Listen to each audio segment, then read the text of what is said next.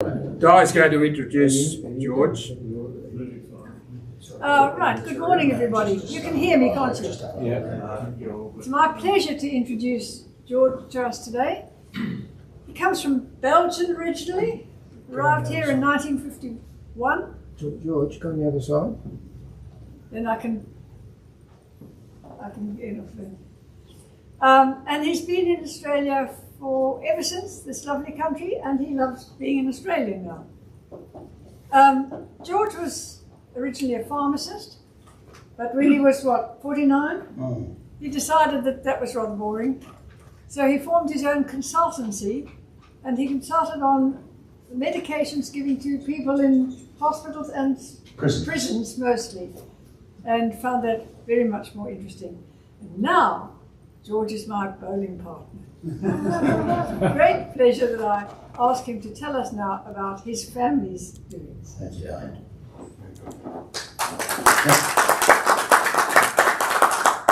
Thanks for the invitation. I found Livio's address very, very interesting because I worked in medication management and particularly in prisons where over 90% of all the population are on medications, particularly the medications that you spoke of in the early days, like Actil and Stelazine and Melbourne, and then later on lithium. So I found that very, very interesting. Thank you. And it's also a small world because when I walked into the room, I was welcomed by Graham. And Graham delivered my two children, now aged 52 and 49. So a small world. So thank you for inviting me. 20 years ago when I was 60, I could have spoken to you with just a few flash notes, but at 80 I've got to use a libretto.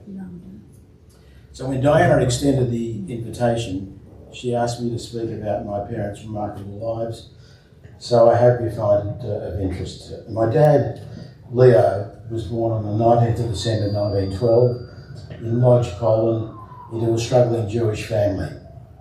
Within a year of Dad's birth, his father died at age 31, leaving his mum, 26, a widow. She never remarried. She brought up two kids, two boys. She took in washing and mending. My mum was a single child, a sole daughter of a loveless marriage, also born into a struggling Jewish family, and her father deserted the family in the 20s and went to live in Belgium. So she was brought up as a single child with a single mum.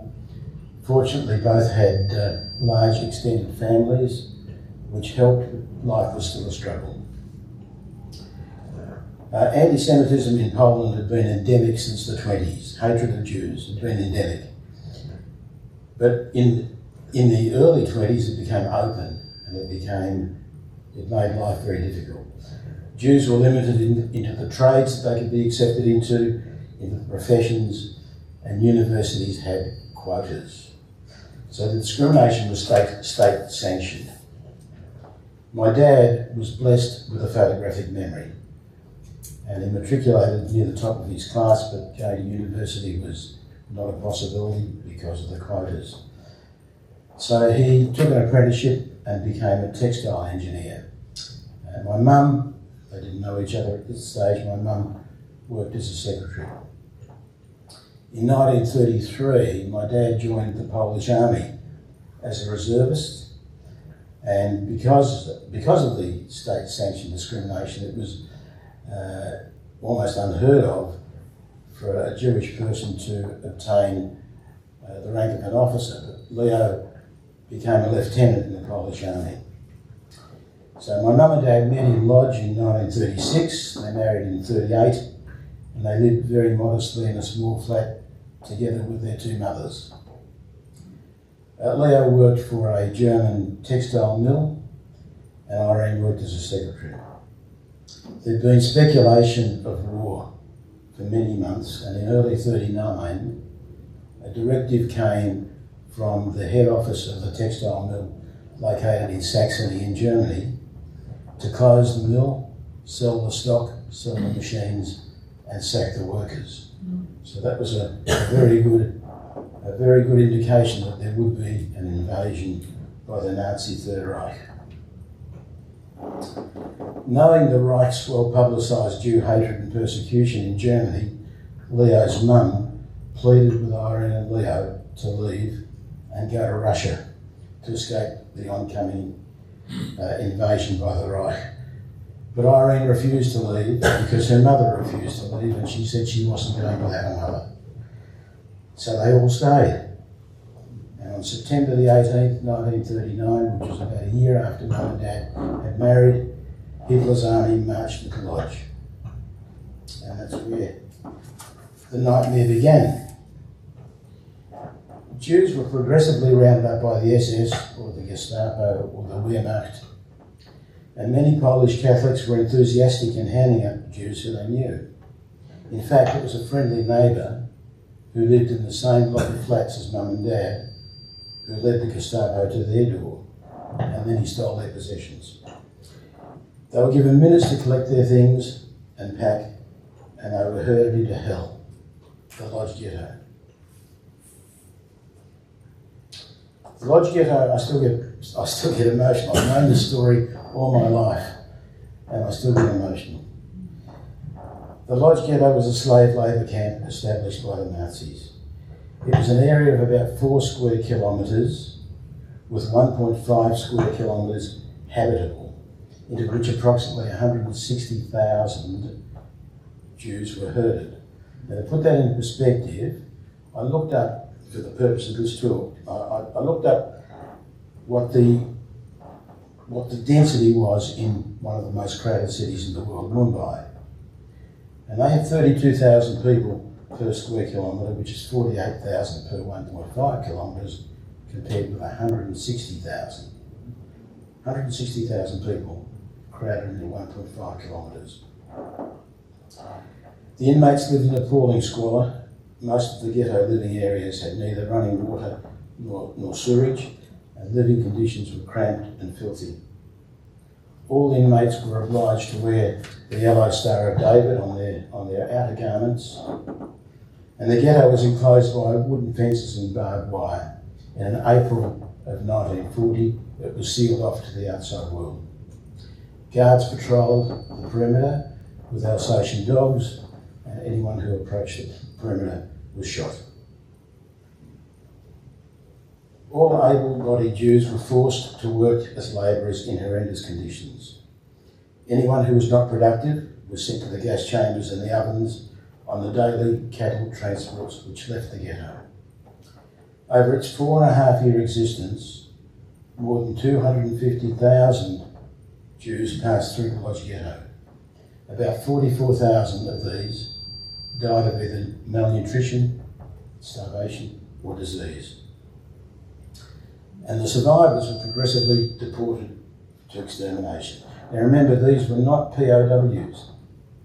These were innocent civilians who were there because of who they were.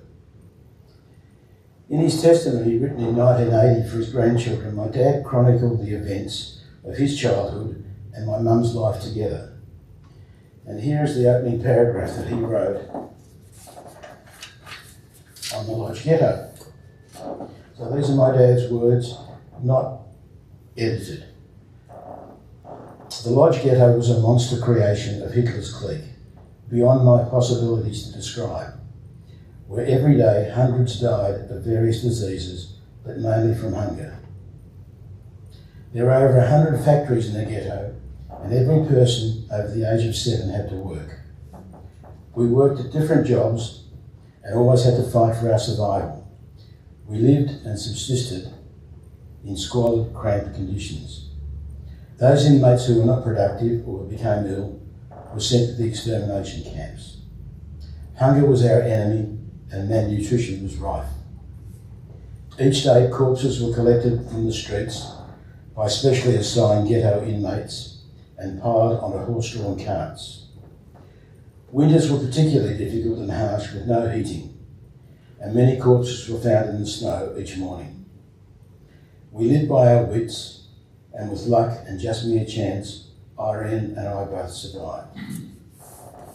My mum worked in a factory making parts for munitions, and my dad, being a textile engineer, was in charge of a factory making cloth caps for the German armed forces.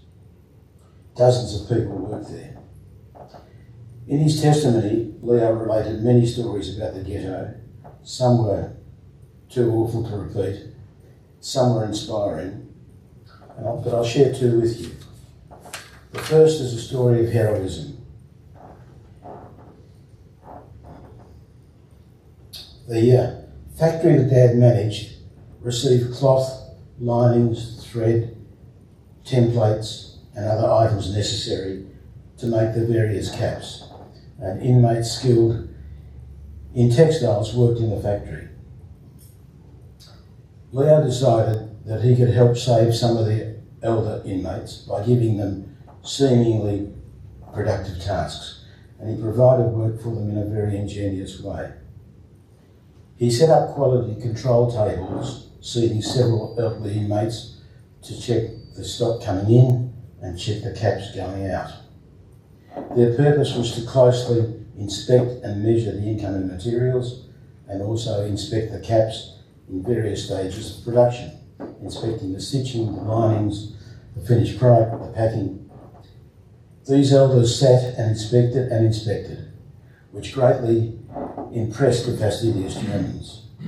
As the elders worked, they received their meagre rations and were able to survive a little bit longer. Leo's efforts were recognised by the ghetto hierarchy, and he was given a memento.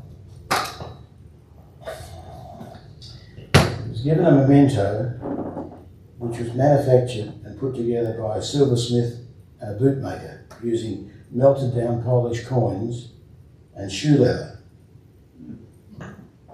We have this memento today, as I'm showing it to you, and it bears various symbols. Each means something significant, including pigs, which represent the beasts that ran the ghetto. But how did the memento survive? That brings me to a second story. Irene was a brave, fearless and feisty woman, and she remained so all of her life. Although the ghetto was sealed off, there were concealed breaks in the perimeter fencing. Food could be passed through those breaks at night from the outside by decent, brave Polish Catholic folk who risked their lives in doing so. Any Jew attempting to pass through the fence out of the ghetto, as I said, risked being shot on sight. One dark and stormy winter night, Irene reversed her overcoat so the Star of David was on the inside. She took the memento and three other small pieces that was sentimental, put them in a glass jar, and that included her wedding ring, and she put them in a glass jar with a screw lid.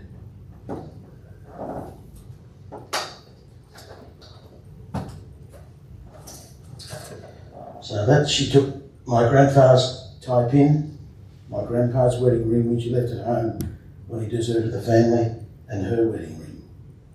I'll tell you about the dollar later. And she put those in a glass jar, and she breached the fence. She went to the outside world and walked very carefully to the block of flats where they had lived. In the coal cellar, which had an earthen floor, Irene buried the jar in one corner. This was both brave and foolhardy. But she achieved what she wanted. Something would be left in case they survived. Then she made her way back to the ghetto because the chance of surviving on the outside was nil. So in the summer of 44, the Americans entered Europe, and the Nazis, knowing they were losing the war, decided to liquidate the Lodge ghetto and destroy all remains. So on the 30th of August 1944, 4.5 years after being incarcerated, my parents were herded onto the last cattle transport from the ghetto, bound for the feeder concentration camps of the infamous Auschwitz-Birkenau extermination camp. Up to 150 humans were packed into each cattle truck, far exceeding the intended capacity for livestock. These crowded, sealed freight wagons had no food, no water, no sanitation, for the journey which lasted several days. En route, this led obviously to death. People died from dehydration, malnutrition, suffocation. En route, the train stopped, and all surviving males were herded off the train. And my mum and dad said to each other that if they survived, they would meet again in Lodge. The train took the women to Ravensbrück concentration camp, and the men were forced marched to Sachsenhausen concentration camp, and later on to Auschwitz. So this was June 1944. The inhumane conditions and the torture in the concentration camps is well documented, so I shan't go into that. Other than to say, each time I see photos, I still get upset. And every time I see a movie, I look for my dad.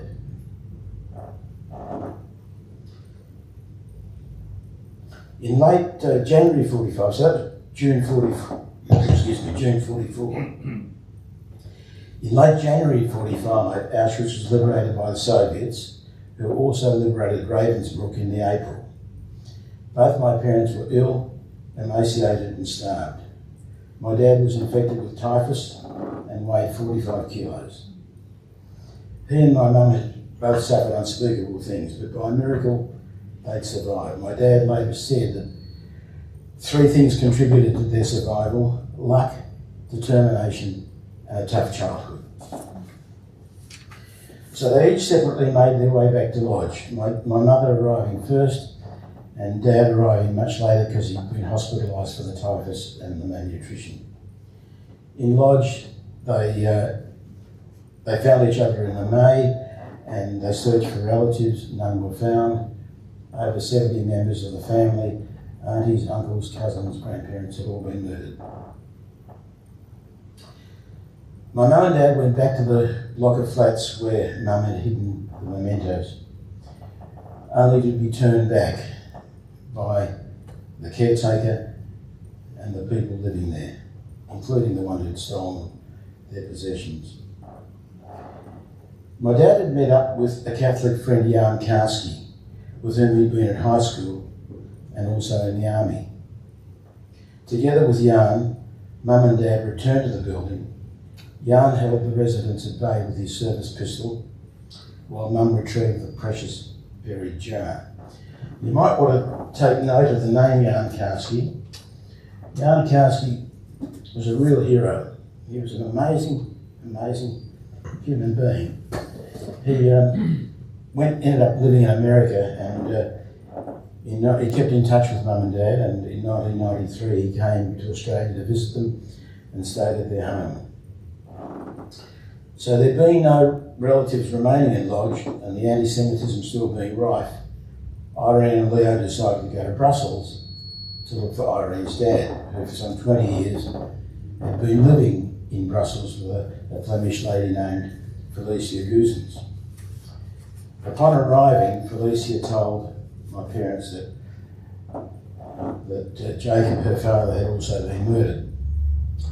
Felicia was most helpful to my mum and dad. She gave them money, shelter, food, encouragement. She helped them learn the language. And I was born at the end of March 46 in Belgium. Because my parents were stateless, the Belgian government would not let them remain, and they would only let them remain until they found somewhere else to go. So they applied for the USA and they applied for Australia. And while waiting to be accepted somewhere without work permits, they worked for money under the table. My dad sewed zips into jackets. My mother worked as a cleaner. In 1950, the Australian government opened its arms to us, thanks to Immigration Minister Arthur Caldwell and the Chifley Labor government. We arrived by a migrant ship. We left from Genoa, and we arrived at the ship was called the Sorrento. It was very basic, I still remember it. 6 people to a cabin, 2 bunks and 2 sleeping on the floor. But it was transport. So we arrived in June 51 to commence a free and fortunate new life in this wonderful and welcoming country. By then, the government was a Liberal government run by Robert Menzies. When we set foot in Fremantle, two things happened. I was given my first ice cream, which I still remember, and my parents declared they were now Australians. We sailed on to Melbourne, and with no English, almost no money, and no extended family, we were settled into a migrant refugee accommodation in Punt Road, South Yarra. Apart from smiles, the only support we received was a basket of fruit from the Good Neighbour Council and directions for Mum and Dad where they could go at night to learn English. My mum worked as a cleaner, my dad worked in a factory, and off I went to South Yarra Primary. Life was fantastic. We were healthy, well-fed and free. I'll share with you another paragraph from Leo's testimony to his grandkids. Leo wrote, and again verbatim, "It's hard for me to explain to you what freedom means to us. One must be born into freedom in order to take it for granted. We were not, and thus we've never taken it for granted, but we appreciated freedom so much when we received it here in Australia. I hope that you, your children and their children will always enjoy freedom and promote freedom to others." We eventually moved to a modest home in Murrumbina, where Mum and Dad started a small business, making ladies' leather handbags by hand, operating out of our lounge room. And off I went to Hughesdale State School. And on my first day, I'll never forget this, a big beefy kid knocked me over and sat on me and said, "You're going to barrack for Essendon." And I said, "What's barrack and what's Essendon?" The rest is history and I'm still suffering. So as soon as we could, we took Australian citizenship and my folks proudly displayed their naturalisation certificates in the lounge room. We were Australians. People have asked me how the deprivation, humiliation and torture affected Irene and Leo. And yes, there was torture, which I won't describe, and they underwent unspeakable things. There was no nightmarish screaming at night that I recall. There was no hatred. My parents hated no one. There was no bitterness. Something which did distinguish us from what I saw in my Aussie school friends' homes was that in our small kitchen, against one wall, on a low bench so as to keep them away from mice, there was a sack of flour, a sack of sugar, a sack of rice, a sack of salt, and a big Winchester bottle full of cooking oil. And in the shed, a large tin of kerosene. When one ran low, another took its place. And that habit lasted until the late 50s, early 60s, all except the kero, because by then we had gas heating. But their frugality with food lasted all their lives. They never forgot their hunger and deprivation. They never ever wasted food. In our backyard, we had 10 chooks in a chook run, and the yard was a veritable market garden, fertilised with chook poo and with horse poo from the baker and milkman's horses, which was my job to collect. Eventually that stopped because the baker and the milkman got motorised vehicles, so that let me off that task. Mum and Dad loved trees and plants, and they became fabulous gardeners. And in fact, that's a good segue for my dad's sense of humour. When my wife and I bought our first little cottage in 1973, it had a lovely cottage garden. And I said to my dad, "How do I tell the plants from the weeds?" And Leo said, "Oh, that's simple. You pull everything out, whatever grows back's a weed."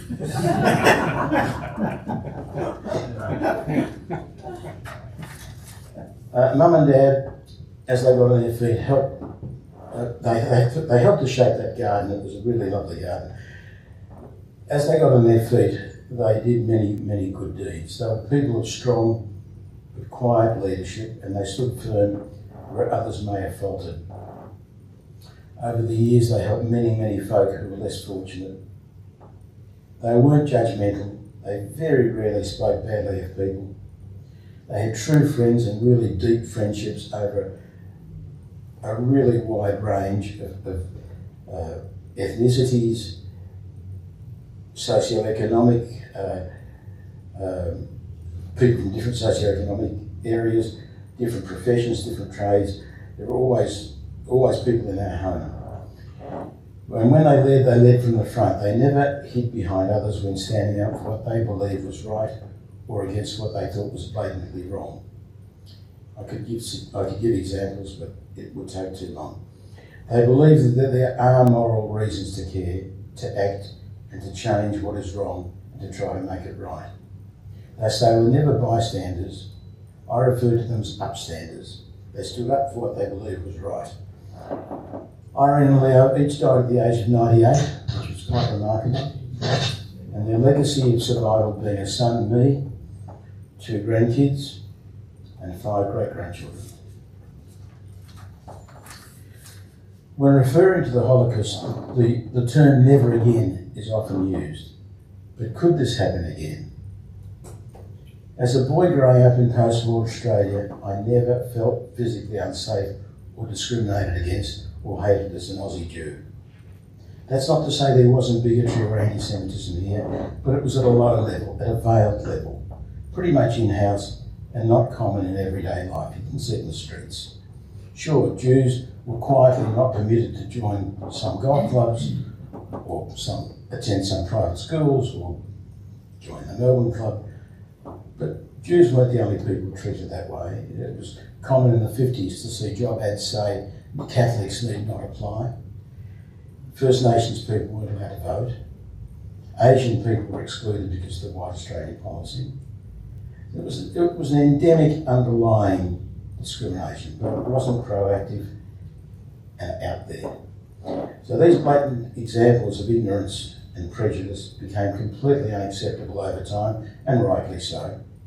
Today it's illegal to discriminate in these ways, but that doesn't mean that prejudice disappears.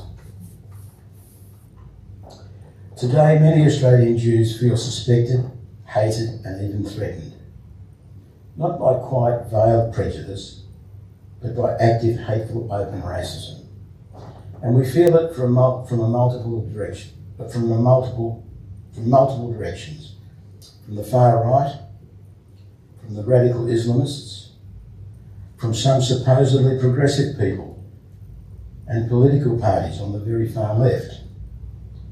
The last two, the radical Islamists and the progressives, as they call, I call them reactives, but they call progressives, they're the elephant in the room. Really, the far right's an easy target. Everyone hates the Nazis. But the Islamists and the far left are the elephant in the room and rarely referred to in the press. If you've ever read Michael Gowenda, who was the editor of The Age and now occasionally writes for The Australian, he amplifies this. So sometimes these attitudes are expressed with shunning or abuse, or at their worst, they're expressed with violence and even murder. Here are some examples why today we feel threatened. Fire bombings and desecration of places of worship and business. The shocking Bondi attack. The ongoing need for armed guards at Jewish aged care facilities, schools and Jewish events. While there are no armed guards at Christian schools or Hindu schools or Muslim facilities or events, armed guards are now present at every Jewish organisation event. Just think on that for a moment. Why should that be necessary? Why is it so? For many years I was a director of a not-for-profit Jewish aged care facility. We recently designed and built a new 5-storey building. The AFP, the Australian Federal Police, advised us to put bomb-proof glass in the first 2 stories facing the main street. This is an aged care facility. There's today open harassment in the streets and public places. Jews wearing a kippah or a Star of David necklace, or the ultra-Orthodox Jews in their traditional garb, face the risk of being screamed at or worse in the Melbourne CBD, particularly on weekends. Last year our grandson, 13, was on a school excursion at the Melbourne Museum with his school, Mount Scopus College. There happened to be a group from another school, an Islamic college, which I won't name, who were there on the same day. The vitriol from these boys was shocking. And when Scopus wrote to that college, they never received an answer.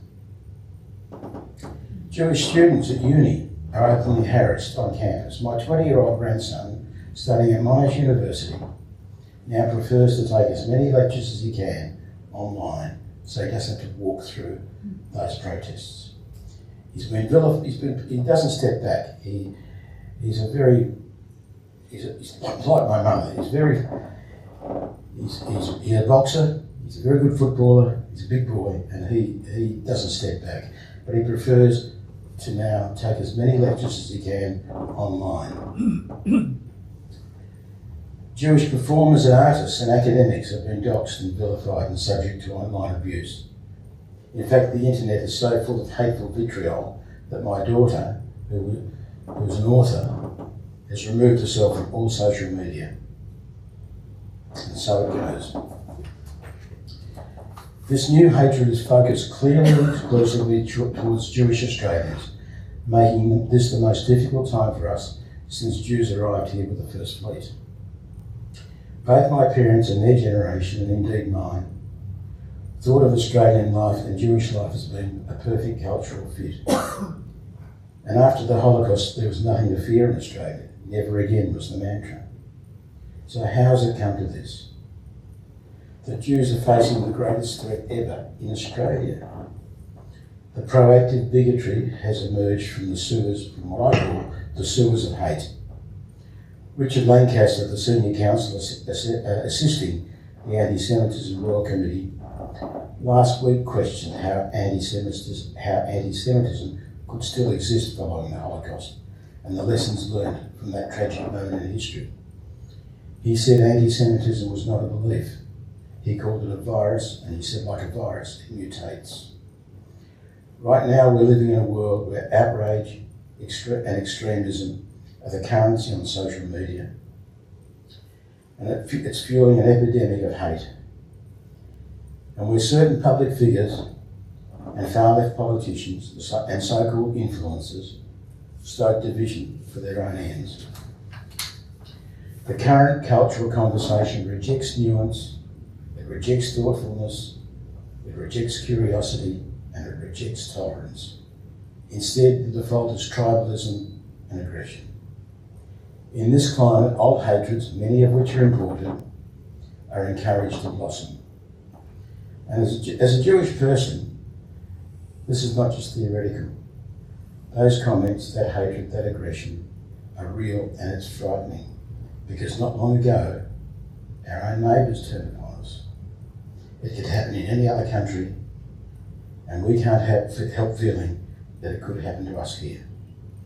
We need to change the conversation, to remember the humanity of others, of people like my parents, like my family. I'm currently reading a book, I've almost finished it, called Max by Alex Miller. It was written in 2020. It's a non-fiction book about a bloke called Max Blatt, who immigrated to Australia after the war. And I came across this passage and I wrote it out because I was speaking today. It reads, "The causes of that brief 12-year horror of Nazi rule are still being debated today, and hopefully questions will continue to be asked. The Holocaust has required us to rethink history and humanity, and when we stop asking the unanswerable question why, and when we stop informing ourselves of this period, then no doubt history will repeat itself as it seems fated to do." End of quote. The fear today is that the coming generations may not care. But do we still have the capacity to identify and resist anti-Semitism? I believe that in Australia we do. Hopefully it's not too late, but society leaders must be the first to lead the way. And at present, there seems to be more silence and sincerity from many leaders. Although having said that, it was heartening to see how many prominent figures came out and encouraged Prime Minister Albanese to call a royal commission into the tragedy at Bondi. So how do we identify and resist anti-Semitism in Australia? To me, the key things are being aware of what's happening around us, educating our youngsters on the scourge of hatred, and being upstanders instead of bystanders when we hear or see hatred rear its ugly head. We have to reboot our antennae and be alert to this creeping viral infectious hatred. Hatred which can be so easily directed in other directions.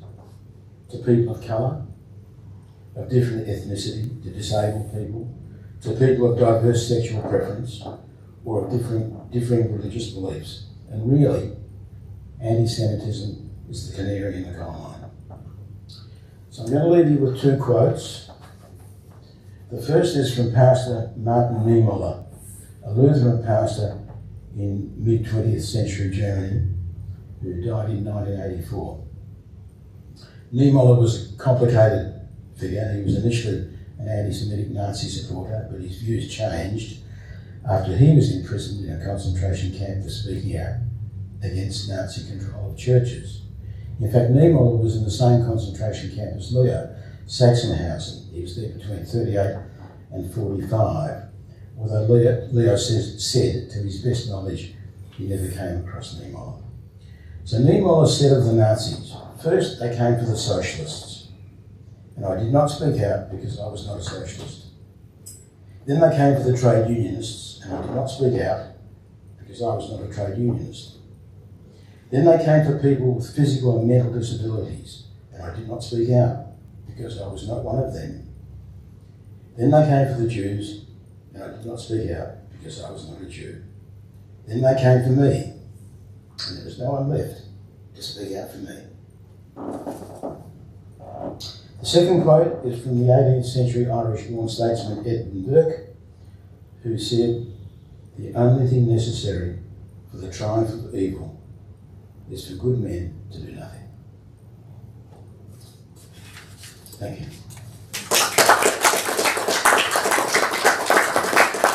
If anyone has anything they want to ask me, I'm happy to answer.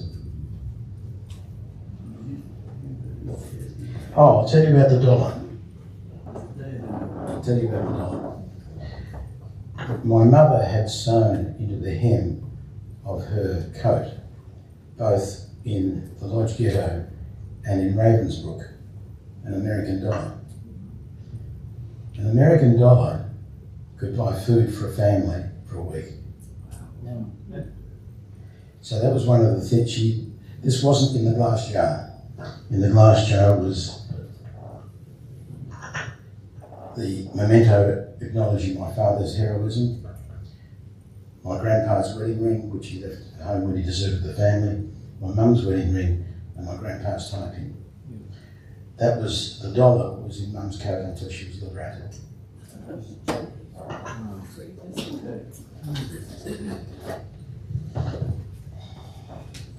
Any, yes. Thank you for the talk. What was the attitude of the Soviets when they took over the camps, etc.? That's a terrific question. The Soviet soldiers were mainly kids. They were 17, 18, 19-year-olds who were at the front. And a lot of them were farm boys. And my dad says that the first thing that they did when they found him, he was, as I described, a mess. They shoved a bottle of vodka in front of him. So they were being friendly. Being Polish, he understood some Russian. Being Russian, they understood some Polish. So there was no hatred, or there didn't appear to be any hatred, but it's a terrific question because within the Soviet Union, of course, there was. But not through mum and dad's experience. My uncle, Dad's brother, who was a few years older, he fled Lodge to Russia, and he fought with the Russian partisans in the forests. And I don't remember him ever saying there was a problem. And what about the Americans when they liberated the camps? Both of the camps that my parents were in were liberated by the Soviets. The Americans liberated Dachau, and that's pretty well documented. They, I can't remember the general's name, I should remember his name. He made everyone parade past what the Germans had done, and he brought in people who lived in the surrounding area who said they didn't know what was going on, and he made them parade through the killing grounds. So I don't know what their attitude was, but it certainly seemed to be positive. But as I say, look, all that, my mum and dad never ever said a disparaging word about any ethnicity, nationality. They had German friends. So, you know, how does, as the book says, it's an unanswerable question. Why did it happen? And we've got to keep asking that question. Yeah, it's a very timely presentation we had from George this morning. And if you haven't been doing it, I strongly recommend, when you have a moment, Google the Royal Commission, and you'll be able to watch the evidence being given before the Royal Commission. It's only been reported to a limited extent, but it is devastating to sit there and hear the stories of people in Australia in terms of what's happening. And I signed the petition to have a Royal Commission, and if ever I made the right decision, it was that one. But if you get the chance, just Google the Royal Commission, and it's been streamed live. It'll be streamed all this week, and there'll be another session in a few months' time. You mentioned Dachau. Yeah, we were in Munich and we visited Dachau. Dachau was the first concentration camp built just on the outskirts of Munich, and was originally for people who were the Nazis regarded as problems, mentally ill or whatever, religious who opposed them, etc. And then it led to Jewish people being confined there. And it was interesting, it's been set up in a way that they want not just foreigners, but German people to come and see what it's like, because it's very much everything that was there, including the ovens and everything else, is all there that you can see. So it's a stark reminder that this is what happened. And talking to the people who ran it, they said they have regular tours from German schools going through Dachau. That's wise. Yeah. Can I just tell you, just on Bondi, our eldest grandson Sam, the one who's at uni, was on his uni break, and he went to stay with some mates in Bondi. They were going to go to the candle lighting. They went fishing. We got a phone call from Sam out on the boat. They're always on their phones. He said, "Papa, I'm okay." I said, "What do you mean you're okay?" He said, "Don't you know?" I said, "No." He said, "Turn on the television." We had no idea what was happening, and so thank goodness Sam and his mates went fishing and didn't go to the candle lighting, but he was back the following day, and he's a tough kid, but he was traumatised. And the first thing he said to me when he got back, he said, "Papa, why do they hate us? They don't even know us." All right. Thank you.